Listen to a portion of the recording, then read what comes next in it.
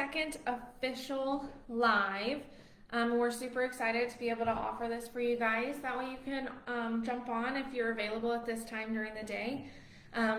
Always able to interact with us on here as well. And you can post comments or questions in the discussion. And then we can definitely interact together during this live.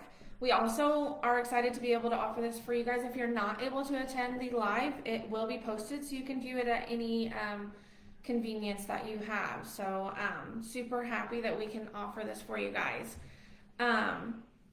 Today we're going to talk about siblings or family members of our kiddos with autism.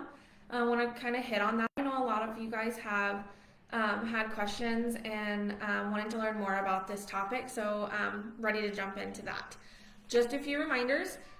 If you guys are interested in those goal buddies that we talked about last month, where we pair everyone that's willing up as family members here in Imprint, and you guys can get together outside, you can have your kids get together, you can set goals and hold each other accountable. Just a lot of great options that we can do if you guys are open to that.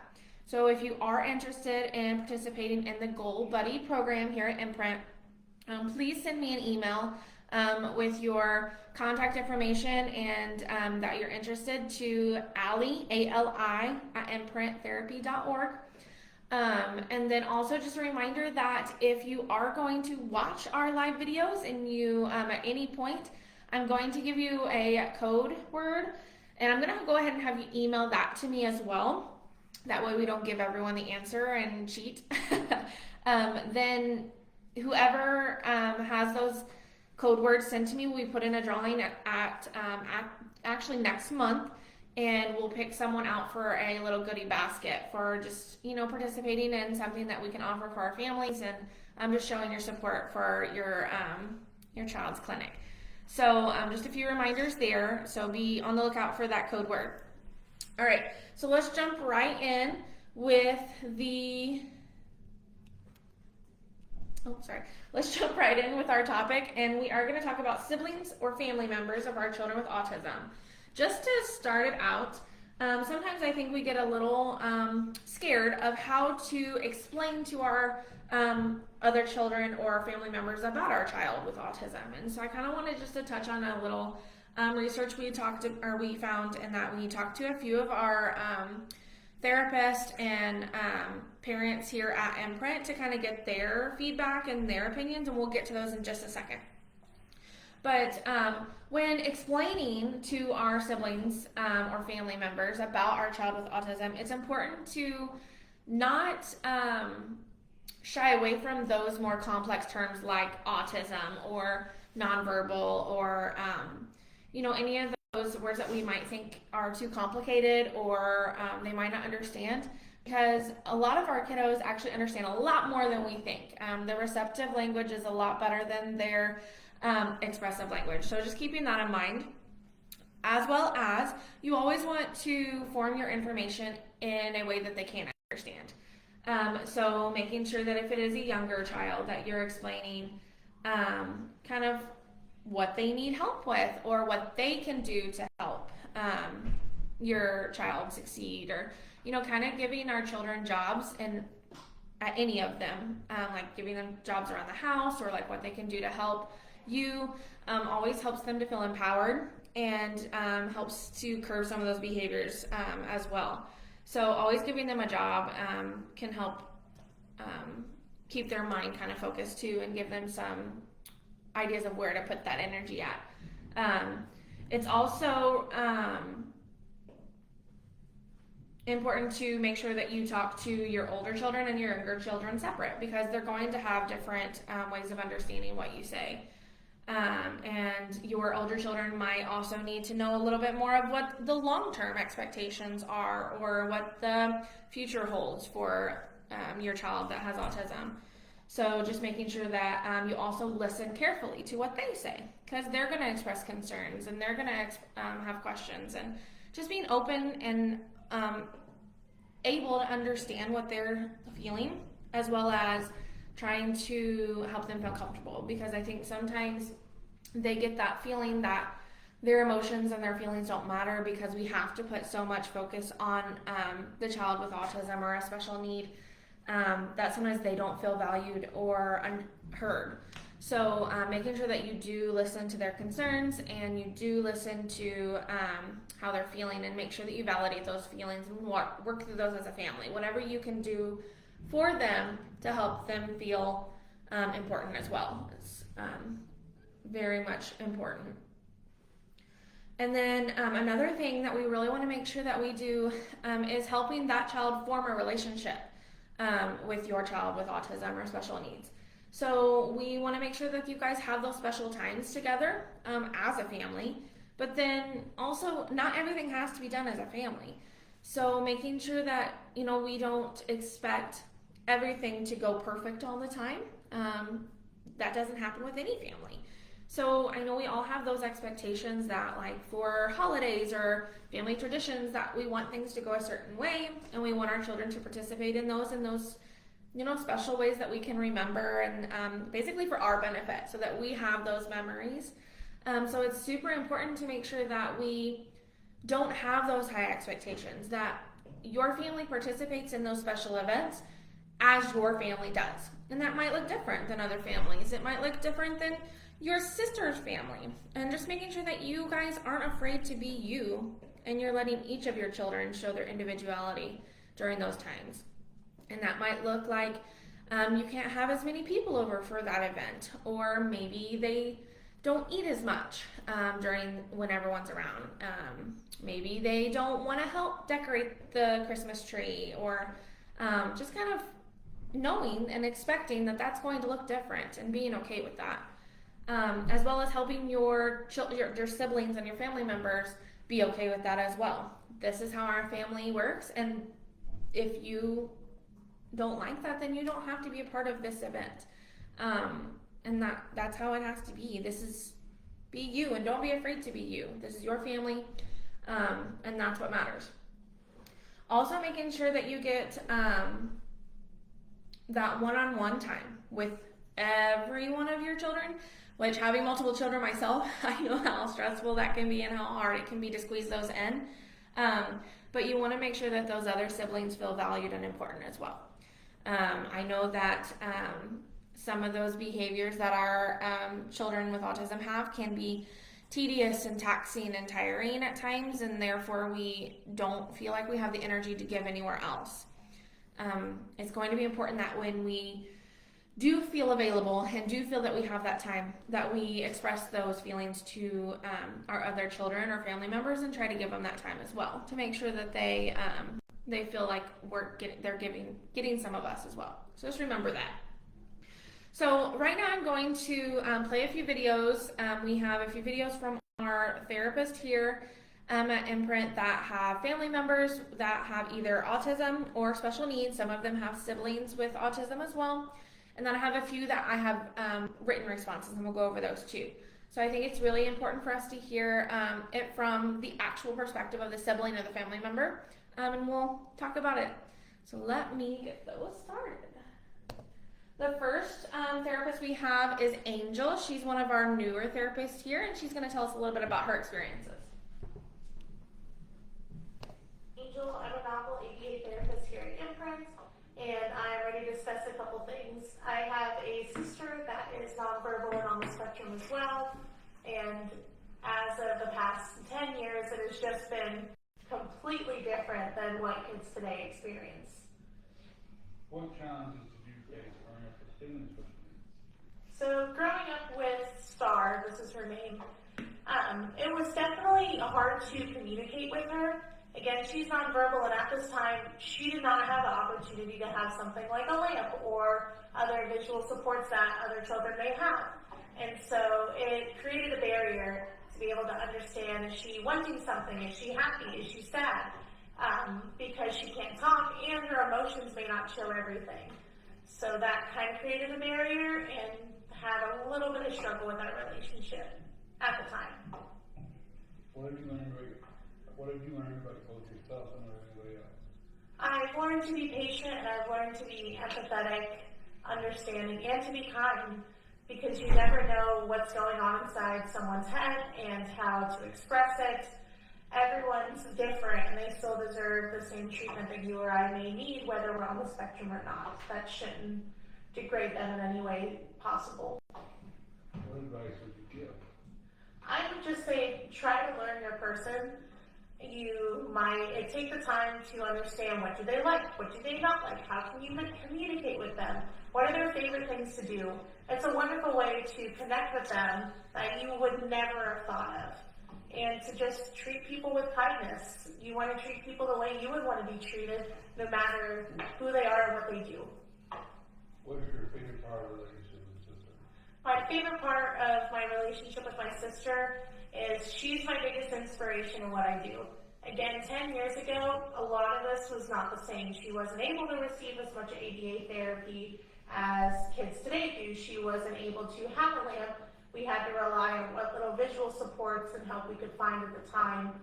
So she's my inspiration to give kids everything that she never had so they can grow into be their best selves. What do you want people to see outside of diagnosis? I want everyone to see that they're human, that everyone is human, and that we're constantly growing, we're constantly changing, and the best thing that you can do with it is just treat others the same.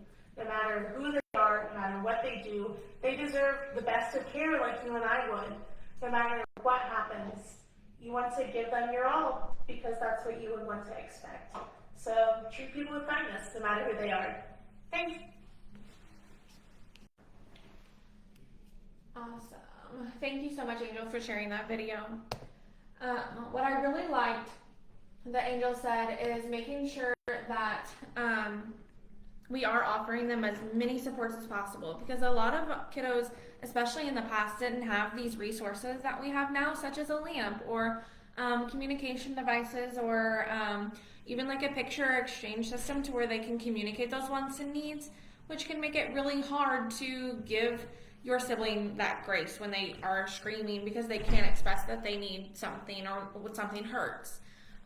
So I love that, here at Imprint with all of your children, we're able to offer as many supports as needed and try our best to make sure that they can communicate in the best way possible. So I also wanted to make sure that you guys know the questions we asked them. For the first question we asked all of our therapists was, what challenges did you face growing up with a family member with special needs? The second question is, what has the individual taught you about yourself? What have you learned from your family member about individuals with special needs? And if you could give advice to parents who have kiddos where one sibling has a diagnosis and one does not, what advice would you give? What is your favorite part of your relationship with your family member? And lastly, what do you want others to see in your family member outside of their diagnoses? So just so you guys know the questions we asked. The next one is a verbal response. So this is from, her name is Colleen, and it is one of our clients here, his sister. So she was able to provide this for us. So for the first question, we asked, what challenges did you face growing up with a family member with special needs? She said, my brother is 9 years old and currently a patient at Imprint. He was born when I was a young adult, so we have a very unusual sibling relationship, as sometimes I take on a caregiver role, which drives him absolutely crazy. So I think it's important to know too that sometimes our older kids might have to take on some of that caregiver responsibilities for our younger children, especially if they do have a diagnosis that causes us to give them more support or more patience and more time. So just keeping that in mind and giving the siblings some grace, just because they have a lot of responsibilities that really weren't planned to be put upon them. So just always keeping that in mind too. Number two, what has the individual taught you about yourself, and what have you learned about your family member about individuals with special needs? She said, I have learned patience. Sometimes it's hard to be patient when someone you love is aggressing towards you or saying hurtful things during a meltdown. I have learned that I don't always need to react to a meltdown or behavior. Sometimes the right thing to do is take a step back, breathe, and then figure out why he's engaging in a behavior. This skill is something that is helpful in all aspects of my life and a skill that I'm always working to improve on. Something else that I've learned from this journey is my passion for ABA. I am pursuing a career in the field, and I never would have been able to do that without my brother being a patient at Imprint. There's several siblings of children with autism that end up in the ABA field so that they can pursue this career to help those individuals with autism. So something to look forward to as well. It gives us those different understanding skills, patience, just like she said. If you could give advice to parents who have kiddos where one sibling has a diagnosis and one does not, what advice might you give? And Colleen said that one piece of advice that I could give is to include your kids in the treatment process as much as possible. For example, if they are able to, let them model things to show your special needs kiddo. I feel like this would make them feel included in the journey and create even more of a special bond between the siblings. I love that, Colleen. Number 4, what is your favorite part of your relationship with your family member? You know how a lot of us have a person that we are a little bit or a lot harder on because we know they aren't going anywhere. I'm that person for him. When he's had a hard day, I'm the person he unloads on. It's not always fun, but I love knowing that he feels safe enough with me and knows that I'm not going anywhere. Recently, we had some awesome conversations about how he feels, and it's cool that he's willing to share with me. Also, now that he's a little bit older, we go back and forth at each other like typical siblings, and I just love his witty comebacks. It's been fun seeing that side of him lately. So it's also fun to see that they also are able to have that typical sibling bond. Might have taken a lot of work to get there and a lot of work and patience on Colleen's part, but she's able to reflect and see that now and how important that is. So that's amazing. And lastly, what do you want others to see in your family member outside of their diagnosis? He's smart, funny, and the sweetest boy once you get to know him. Also, he is so incredibly empathetic. I hope that as he grows up, people take time to get to know him because he really is cool and yes, sometimes quirky kid. So thanks so much, Colleen, for sharing that with us. The next one we're going to share is Alexis. She's one of our therapists here as well, and she's going to tell us a little bit about her experiences. Hello, my name is Alexis, and I'm going to be talking about growing up with my cousin who has autism. Some back info: he is 2 years older than me. We're really close. We grew up basically like siblings because we were always at our grandparents' house while our parents were at work. Some challenges that we faced was going out in public because we didn't know if he'd go into behavior, how. Whoops.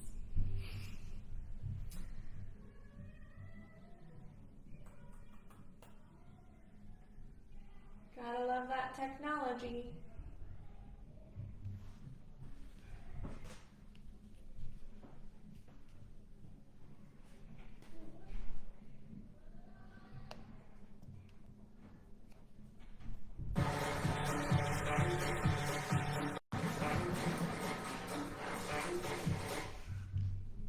Your work can feel much smoother.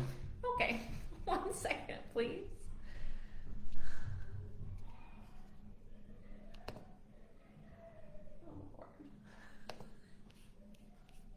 Okay, we're gonna go to Sam as soon as I find my mouth. Sam is one of our students here at Imprint, and she's gonna hopefully share some of her experience as long as the internet holds out for us. Hello, my name is...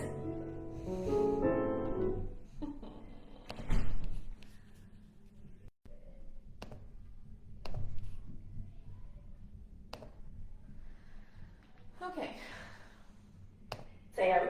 I am fortunate enough to have a 17-year-old cousin who was born with cerebral palsy. So, some of the challenges that we faced when we were kids and growing up, was that my family, we all grew up very close. So all of us grandkids were at my grandma's together, and during that time, my cousin would get a lot of the attention. And so it was hard for us grandkids to understand, like, why is he getting the attention? We're still here. And now, myself, like, being 25 years old, I understand. I understand why he got that extra attention, he got that extra care. And so that was really hard for me growing up, was that, you know, he was taking the attention away from myself and some of the other kiddos in my family. So speaking of family, family has taught me so much about individuals with disabilities. So these people may look different on the outside, but we're all people, and we can't let the disability mask who they are and what they're actually capable of. So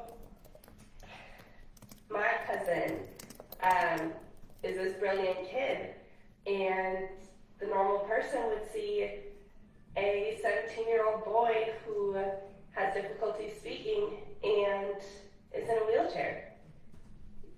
You wouldn't know just by looking at him that he is a math whiz and that he loves football. You'd never know these things about him. So that is one thing that my family has taught me is, you know, don't judge a book by its cover, and always know that there's so much more than the physical appearance of this person.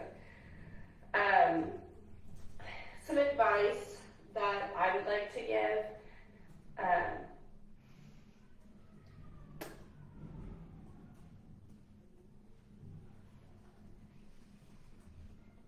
So sorry guys, hopefully our internet will hold up with us.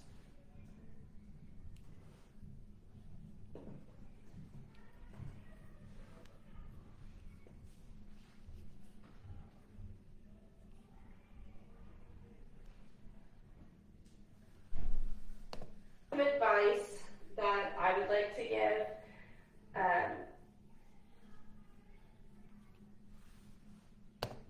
Okay, while that's buffering, let me see if I'll go to our next one, which is Mariah, which is, she's one of our therapists here as well. And she has a brother diagnosed with autism as well as ADHD. And then she says that the challenges she faced while growing up with a family member who has ADHD as well as being autistic was not having the one-on-one care. They were always right there to help with her brother and his schoolwork, whereas she was not, she did not feel as supported. For number 2, she said that, she says, my brother and I were very close as children and young adults and have been through a lot because of his disabilities. That at the time my parents couldn't understand and didn't know how to help. And in this, it taught me to be more patient, kind, caring, compassionate, and most of all, understanding that we are all different and we move to the beat of our own drum. And it's okay to be different and to be you. For the third question, she said, if I could give advice to parents, it would be to please not forget about your other children. While you can see and hear the child whom was diagnosed struggling, the other may be doing so silently as to not take away from their sibling. So she says, try to give 50-50 to all kids or whenever possible and to never give up on them. She says, I love how much my brother has grown up and how he is now able to hold a job, and how even though we don't live on the same state or talk every day, that we are still close. We could pick up the phone and ask each other for help when needed, or just laugh at each other for hours. And then lastly, she says, I want people to see that my brother is an amazing person who is capable of anything, and that is a successful computer engineer. He strives to be better every day and doesn't let his diagnosis hold him back. So how sweet. Thanks for sharing that with us, Mariah. All right, I'm going to try one more time on Alexis's video. We'll see what happens.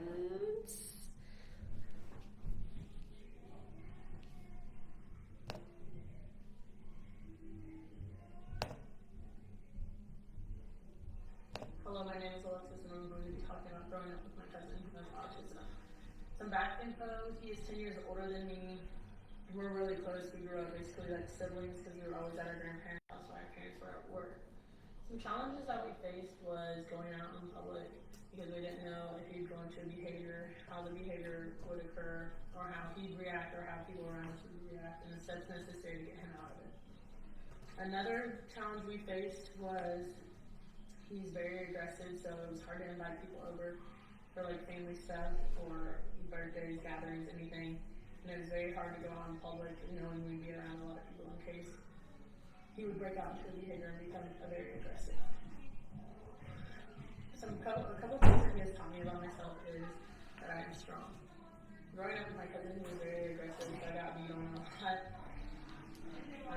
He used to be a hair puller, so he would like pull my hair, and I was his main target because we grew up basically like brother and sister. Some of the things that I've learned from my cousin is that I have to set my expectations clear. I need to say my words clear. I need to focus on what I really need to say and not add extra things in. Another thing that he has taught me is to be neutral. There's a lot of stuff he does that makes you just want to laugh, but you know you shouldn't, because deep down he shouldn't be doing that, and staying neutral will help because most of the time he's just doing it for attention. If I could give advice to parents that have one kid that does have autism and one kid that doesn't, I would say the biggest thing is to treat them the same. I think treating them the same is very nice because the kid that has autism, when they grow older, deep down, they're going to know something's wrong with them. They're going to know that they're not like you and me. And I think that they will also be able to tell who gets treated different. It helps to treat them the same and make them both feel as much love as they can feel. There are going to be like some things that you do different, and one sibling's probably going to learn slower than the other, but I think it helps when you treat them the same and make sure you're also pushing that sibling that doesn't have it to know to treat them the same as you would treat other kids that don't have it. My favorite part of our relationship with my cousin is he's just so fun. There's a lot of times when I want to break out laughing because of the stuff he does, but I shouldn't because I need to stay neutral. Another thing is, when I first started my job as an ADA therapist, I was able to use him basically as my guinea pig and practice like therapy on him. And he loved it, and I did was teaching and error correction with him, and we never had a problem. What do I want others to see outside of autism with him is I want people to know that he's just a person. He's the same as me and everybody else who watches this video that doesn't have a disability.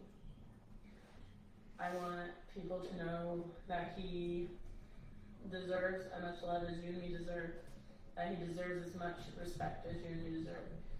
He respects as much as he can, and he deserves the same amount of respect back.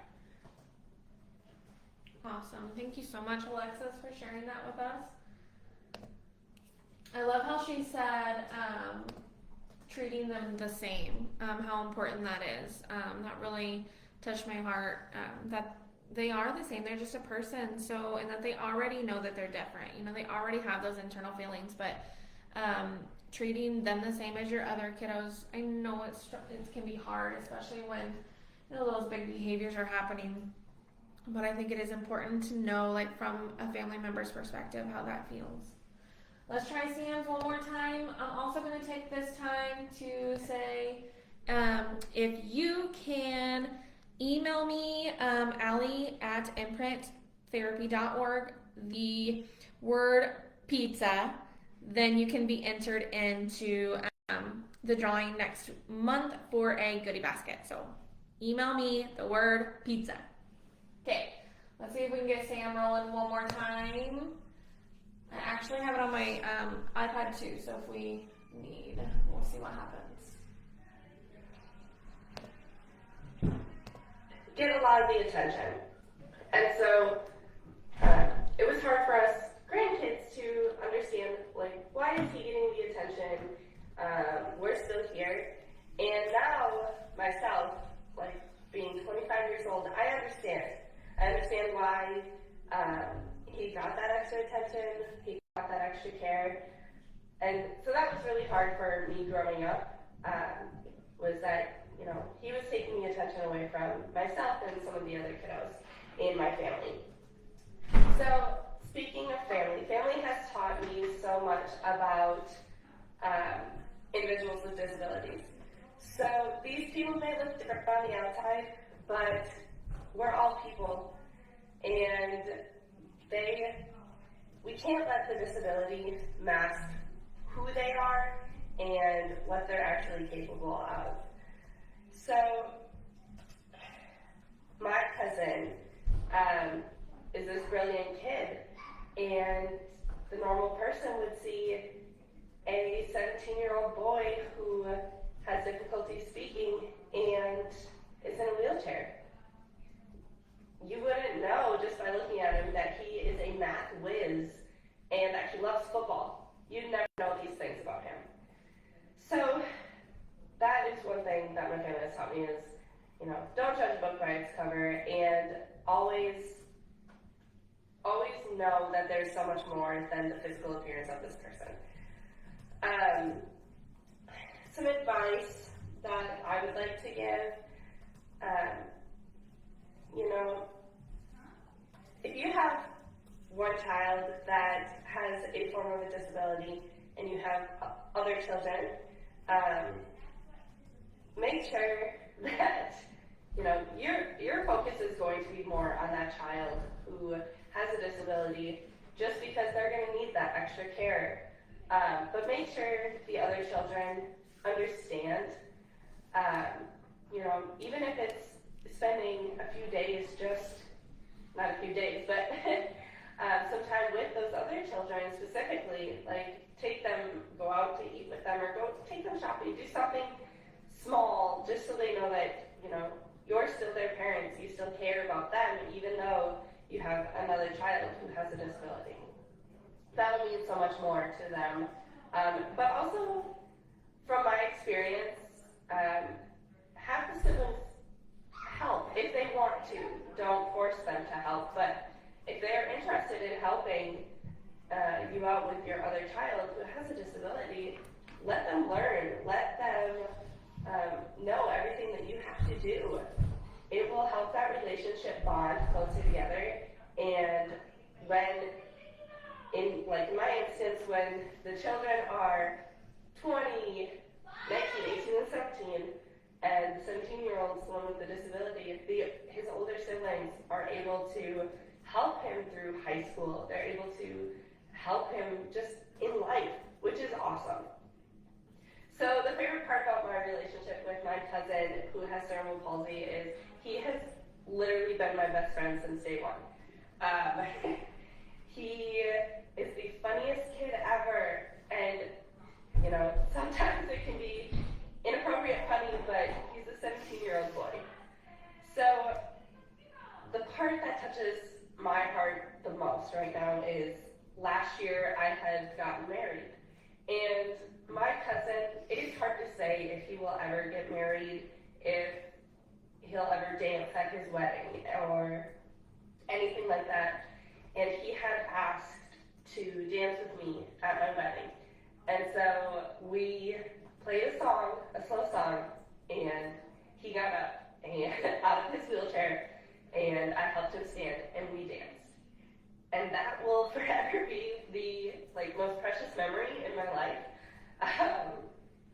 is the fact that my cousin who has a disability danced at my wedding, and that was awesome. And so if you could see my cousin today, like I said, you would see the wheelchair, you would see that he can't really speak well. And besides that, I want you to see that he is a 17-year-old boy who loves football, loves going to school and learning to cook, and loves hanging out with his friends, his cousins. He just really is a brilliant kid, and I would just like for everybody to not be messed by his disability. Thank you for your time. I enjoyed talking about my cousin. Thank you so much, Sam. Okay. I love how she got to share that memory with him. And then, sometimes when we have our children with disabilities, we don't, think that they'll ever participate in anything like that. So just hearing her talk about those positive experiences that she's had with her cousin, all of the people that have volunteered to talk about those experiences have positive perspectives. So I think it's important to notice that too. Like they don't resent that family member. They don't have a negative feeling about their overall childhood. So just having that to kind of refresh yourself when you're going through those tricky times and wondering, how are they going to feel in 10 years? So just let that ease your feelings a little bit. And then to close us out, I wanted to talk about just a few things that siblings of children with autism, the feelings that they might have. That way we kind of are knowing how and when we can address those as well. So some of the top challenges that are faced by siblings are embarrassment. One of the most difficult challenges because it is very real and impossible to avoid. So children, once they are past kindergarten, are judgmental people. And unlike adults, they are liable to pass judgment out loud, in public, and that no typically developing child finds it easy or pleasant to hear their peers ask, "What's wrong with your brother? He's so weird," or hear mean things said. We all know that it happens. But it is very rare that a child hasn't heard those type of comments.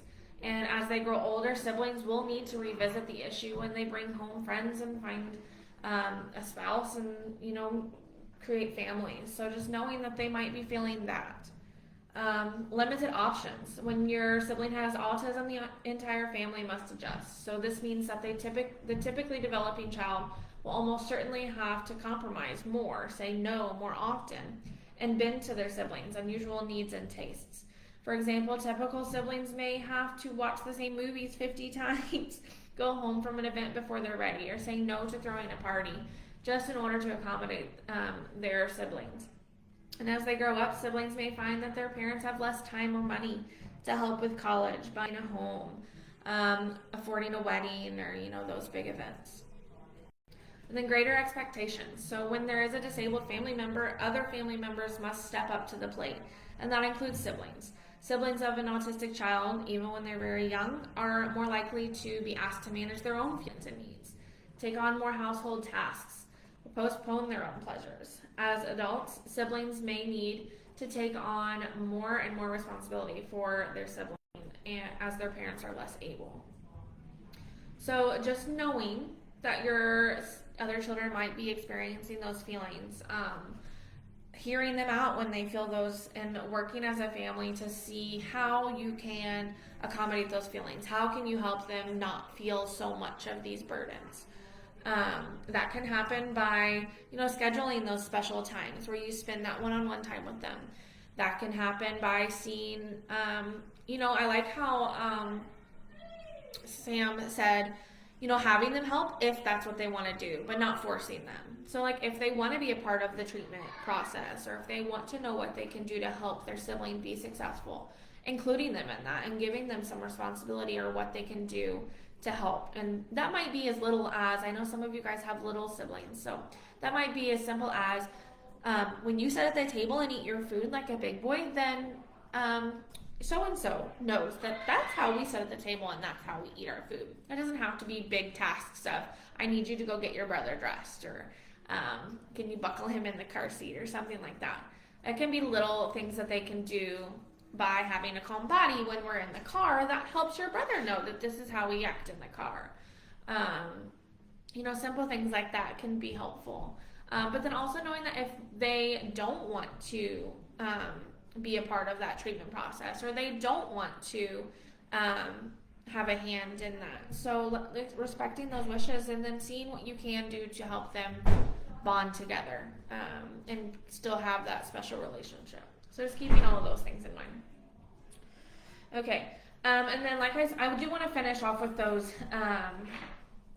how important it is to note that all of these people have those positive outlooks on their childhood, and all of them aren't showing visible resentment towards their parents or towards their siblings or family members. So just keeping that in mind. It's not always remembering the negative, but just being proactive, I think, at making sure that you involve them and that you spend the time needed across all of your children. But then not being scared to be your true self, as well as each of your children, allowing them to be their true self, whether that's the child with autism or whether that's a sibling. Like Mariah said, to march to the beat of their own drum. I have a handout full of different research that we have found on this topic. If you're interested in that, when you send an email with your code words, then if you want, you can request and I'll send that to you. It's got lots of good information on it, thanks to Amanda, one of our students here. Also, if you want to participate in Gold Buddies, please indicate that in your email as well. We're super excited to offer that program. And don't forget your code word, and that way you can be in for the drawing for the special gift basket. If anyone has any questions, concerns, would like more information, or would just like to talk, maybe you're going through some particular challenges that you need more support or help with, please reach out. You can reach us over the text line. You can call us or email us, and we'll do our best to help you and give you what resources we have. Thank you again for attending, and we'll see you next month. Bye, guys.